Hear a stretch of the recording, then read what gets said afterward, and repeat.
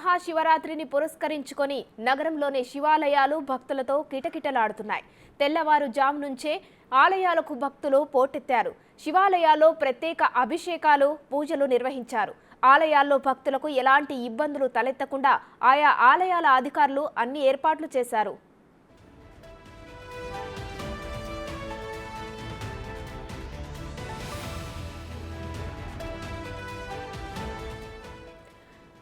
ఇవాళ మహాశివరాత్రి సందర్భంగా భక్తులు ఆలయాలకు పోటెత్తారు. ఇవాళ తెల్లవారుజాము నుంచే అధిక సంఖ్యలో భక్తులు శివాలయాలకు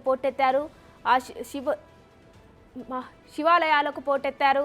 ఇక అధిక సంఖ్యలో భక్తులు శివాలయాలకు విచ్చేసి దర్శించుకొని మొక్కులు చెల్లించుకుంటున్నారు. మహాశివరాత్రి సందర్భంగా ఉపవాస దీక్షను అలాగే జాగరణ దీక్షకు వారికి కూడా ఆలయ అధికారులు అన్ని రకాల ఏర్పాట్లు చేశారు. కార్యక్రమాలు కూడా ఏర్పాట్లు చేశారు. ఆలయాలను కూడా సర్వాంగ సుందరంగా తీర్చిదిద్దారు.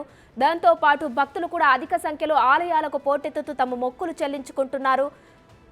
ఇక తెల్లవారుజాము నుంచే భక్తులు అధిక సంఖ్యలో ఆలయాలకు వస్తున్నటువంటి దృశ్యాలు కూడా మనం చూడవచ్చు. ఇక ఇవాళ ఉదయం తెల్లవారుజాము నుంచే భక్తులు అధిక సంఖ్యలో ఆలయాలను దర్శించుకొని తమ మొక్కులు చెల్లించుకుంటున్నారు.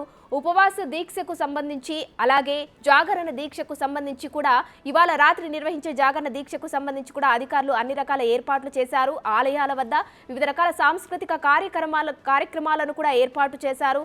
దీంతో పాటు భక్తులు కూడా అధిక సంఖ్యలో విచ్చేస్తారు కాబట్టి వారికి క్యూ లైన్లో పద్ధతిలో కానీ అలాగే వాటర్ సదుపాయానికి సంబంధించి కానీ ఇతరాత్ర కార్యక్రమాలకు సంబంధించి కానీ అధికారులు ఎలాంటి ఇబ్బందులు తలెత్తకుండా అన్ని రకాల ఏర్పాట్లను చేసి భక్తులు అసౌకర్యాలకు గురి కాకుండా వారు చాలా సౌకర్యంగా వచ్చి ఆ దైవ దర్శనాన్ని చేసుకునే విధంగా కూడా అన్ని రకాల ఏర్పాట్లు చేశారు. ఇవాళ రాష్ట్ర వ్యాప్తంగానే కాకుండా దేశవ్యాప్తంగా కూడా చాలామంది దేవాలయాలకు వెళ్ళి దర్శించుకునే అవకాశం ఉంది. అధిక సంఖ్యలో మహాశివరాత్రి సందర్భంగా భక్తులు అధిక సంఖ్యలో విచ్చేసే అవకాశం ఉన్నందున అధికారులు కూడా అన్ని రకాల ఏర్పాట్లనైతే చేశారు. ఇక మహాశివరాత్రికి సంబంధించి మరింత సమాచారం మా ప్రతినిధి అంజుమా లైవ్ లో అందిస్తారు. అంజుమా, చెప్పండి, మహాశివరాత్రి సందర్భంగా అధిక సంఖ్యలో భక్తులు దేవాలయాలకు బయలుదేరారు. ఇక వారికి సంబంధించి అక్కడ ఏర్పాట్లు ఎలా జరుగుతున్నాయి?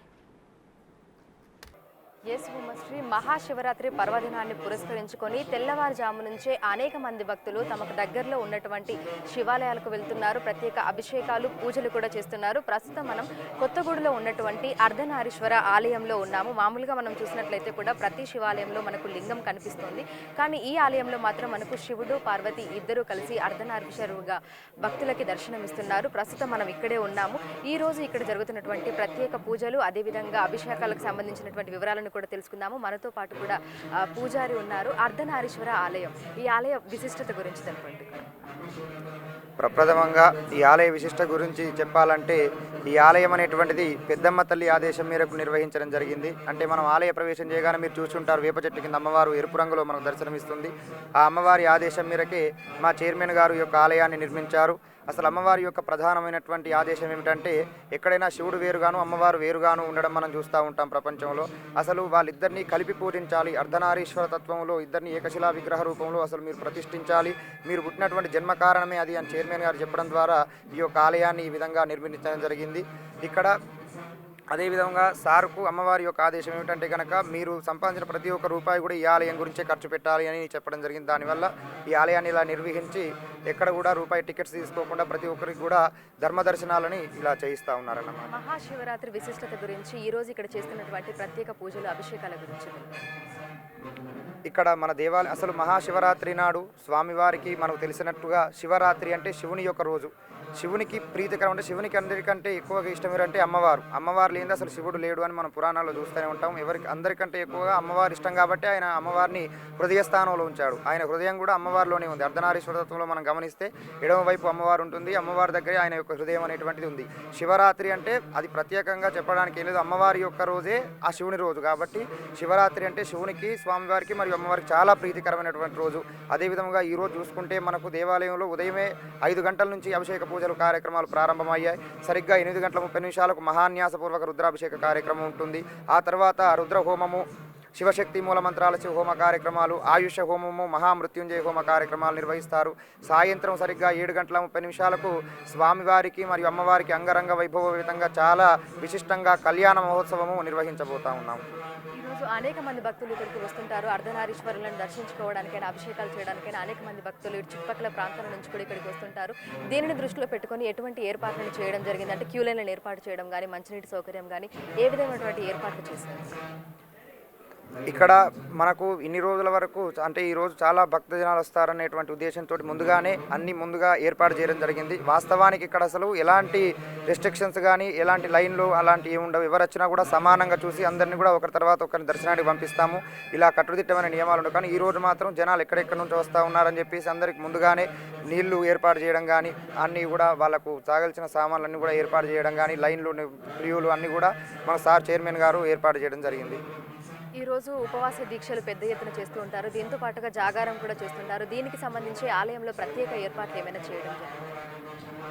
ఉపవాసాల గురించి అంటే స్వామివారి యొక్క తీర్థాన్ని ఇవ్వడం కానీ స్వామివారికి విశేషంగా చేసే కార్యక్రమాలు అంటే ఇక్కడ ప్రతి నిత్యము కూడా కార్యక్రమం అనేటువంటిది మరి కాసేపట్లో ప్రారంభమై స్వామివారి యొక్క పారాయణం అమ్మవారి యొక్క పారాయణము రుద్ర మృత్యుంజయ మంత్రాలు చాలా విశేషంగా పంతులు గారు చేసేటువంటివి అన్నీ కూడా వినేటట్లుగా అన్ని ఏర్పాటు చేయడం జరిగింది. మరి కాసేపట్లోనే అటు కార్యక్రమం ప్రారంభమవుతుంది. భక్తులందరూ కూడా స్వామివారి పైన భక్తి ఉండేటట్టుగా ఇక్కడ ఏర్పాట్లు చేస్తారనమాట. అంటే పారాయణాలు చేస్తూ ఉంటారు భక్తులకు. రాత్రి మొత్తం కూడా ఆలయం మనకు తెరిచే ఉంటుంది. అంటే మహాశివరాత్రి సందర్భంగా ఎవరైతే జాగారం ఉండాలనుకుంటున్నారో భక్తులు వారు ఇక్కడికి వచ్చి జాగారం ఉండే విధంగా శివనామస్మరణలో ఇక్కడే ఉండే విధంగా అలా ఏమైనా ఆలయం ఈరోజు పూర్తిగా తెరిచి ఉంటుంది? అసలు ఇక్కడ విశేషంగా ఏంటంటే కనుక మనం శివరాత్రి నాడు జాగరణ ఉండాలనేది చెప్పింది మనకు చాలా ఎప్పటి నుండో అది వస్తున్నటువంటిది. సాధారణంగా అలా ఉంటారు. కానీ ఇక్కడ మాత్రం కొంచెం భిన్నంగా ఉంది. ఎందుకంటే కనుక అమ్మవారి యొక్క ఆదేశం మేరకు ఈ ఆలయం నిర్మించారని మనం ముందుగానే చెప్పాను కదా. అయితే అమ్మవారి యొక్క ఆదేశం మేరకు ఈ యొక్క ఆలయాన్ని అంటే సారుకు ఏదైనా కూడా అమ్మవారి యొక్క ఆదేశం మేరకే నిర్వహిస్తారు. ఈరోజు సాయంత్రం ఎలాంటి జాగరణలు ఉండవు. ఎందుకంటే కనుక శివపార్వతులు ఇద్దరికి కళ్యాణం చేసిన తర్వాత వాళ్ళిద్దరిని ఏకాంత గృహంలో అంటే గర్భగుడిలో వాళ్ళిద్దరిని కూడా పెట్టి చక్కగా 10-11 గంటల వరకు వాళ్ళిద్దరికి ఏకాంత సేవ చేయించి 11 గంటల ప్రాంతంలో ఆలయాన్ని మూసివేయడం జరుగుతుంది. ఏకాంత సేవ వాళ్ళిద్దరిని ఏకాంతంగా వదిలేస్తారన్నమాట. అంటే ఈరోజు మొత్తం లింగోద్భవ కాలంలో వాళ్ళిద్దరు కూడా ఒకే కాడ శాంతంగా ఉండాలి. ఎలాంటి జాగరణలు కానీ భజనలు కానీ ఉండవు. సరిగ్గా 11-11:30 ప్రాంతంలో ఆలయాన్ని క్లోజ్ చేస్తారు. సో మనం చూసినట్లయితే కూడా ఏదైతే మనకు కొత్తగూడలోని అర్ధనారీశ్వర ఆలయంలో ఉన్నామో ఈ ఆలయం అన్ని ఆలయాల కంటే భిన్నంగా కూడా ఉంది. ఒకసారి నిన్న వెనకాల చూసినట్లయితే కూడా మనకు త్రిశూలం కనిపిస్తుంది. మొత్తంగా ఈ ఆలయ ప్రాంగణం అంతా కూడా మనకు విభిన్నంగా కనిపిస్తూ ఉంటుంది. అర్ధనారీశ్వరుల గురించి వారి ఐక్యతను గురించి తెలిపే విధంగా కూడా ఆలయం చుట్టూరా కూడా వారికి సంబంధించినటువంటి విగ్రహాలే మనకు దర్శనమిస్తూ ఉంటాయి. ఈ రోజు మహాశివరాత్రి పర్వదినాన్ని పురస్కరించుకొని కూడా చుట్టుపక్కల ప్రాంతాల నుంచి అనేక మంది భక్తులు తెల్లవారుజాము నుంచే ఇక్కడికి వస్తున్నారు. అర్ధనారీశ్వరులను దర్శించుకుంటున్నారు. అదేవిధంగా ఇప్పుడు మీరు చూసినట్లయితే కూడా ఇక్కడ శివపార్వతుల విగ్రహాలు ఉన్నాయి. వాటికి అభిషేకాలు కూడా చేస్తున్నారు. ఇక్కడికే నేరుగా భక్తులు వచ్చి అంటే పూజారులకు కాకుండా నేరుగా భక్తులే వచ్చి అభిషేకం చేసే అవకాశాన్ని కూడా ఇక్కడ కల్పిస్తున్నారు. దీంతో పాటుగా ఇక్కడ క్యూ లైన్లను కూడా ఏర్పాటు చేయడం జరిగింది. అదేవిధంగా ఈ రోజు మహాశివరాత్రిని పురస్కరించుకొని ఈ రోజు ప్రత్యేక అభిషేకాలు అదేవిధంగా పూజలు కూడా ఉంటాయని కూడా మనకు ఆలయ పూజారులు కూడా తెలపడం జరిగింది. సో ఒకసారి మనము ఇక్కడ ఒకసారి ఆలయాన్ని మనం కూడా చూసుకున్నట్లయితే కూడా మనకు విగ్రహాలు కూడా కనిపిస్తున్నాయి. శివపార్వతుల గురించి తెలిపే విధంగానే పూర్తిగా ఆలయం మొత్తం కూడా నిర్మించడం జరిగింది. శివశక్తిని గురించి ప్రత్యేకంగా తెలిపే విధంగా అర్ధనారీశ్వరుల గురించి తెలిపే విధంగా కూడా మొత్తంగా వారిద్దరి గురించి తెలుపుతూ కూడా విగ్రహాలను ఇక్కడ ఏర్పాటు చేశారు.